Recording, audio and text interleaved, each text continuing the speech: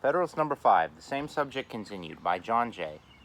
Queen Anne, in her letter of the 1st of July, 1706, to the Scotch Parliament, makes some observations on the importance of the union then forming between England and Scotland, which merit our attention.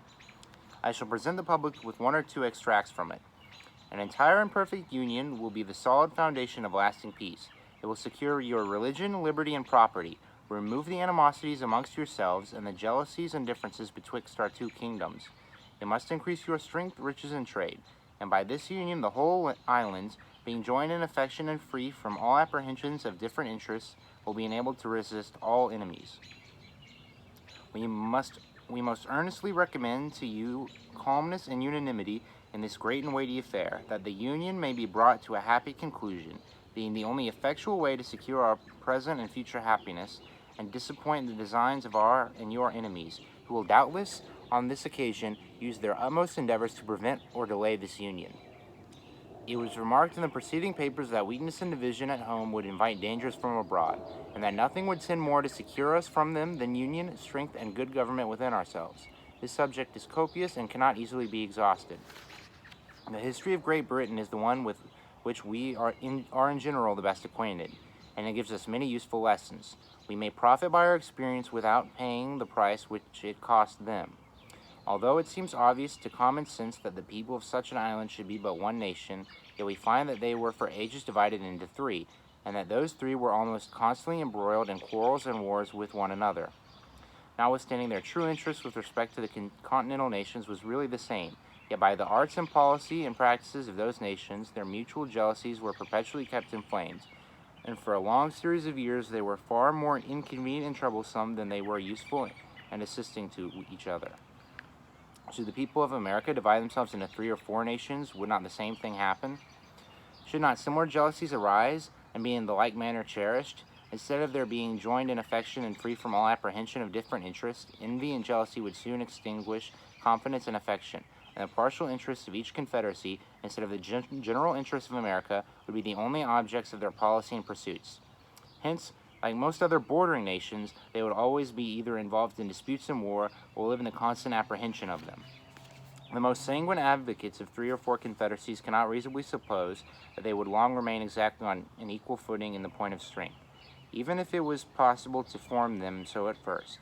But, admitting that to be practicable, yet what human contrivance can secure the continuance of such equality?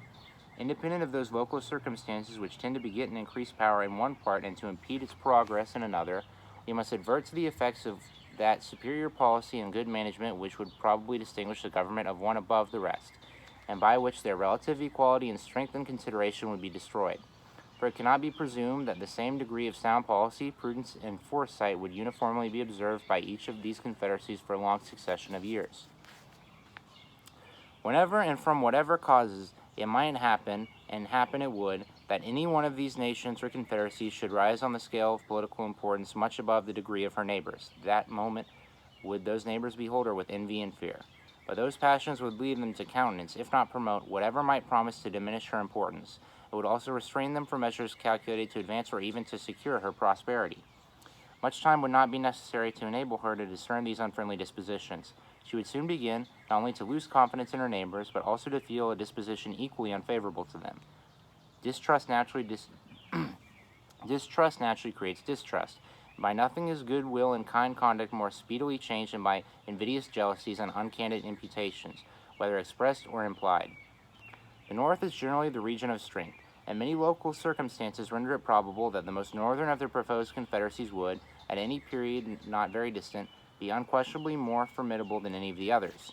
No sooner would this become evident than the northern hive would excite the same ideas and sensations in the more southern parts of America which it formerly did in the southern parts of Europe. Nor does it appear to be a rash conjecture that its young swarms might be often tempted to gather honey in the more blooming fields and milder air of their luxurious and more delicate neighbors.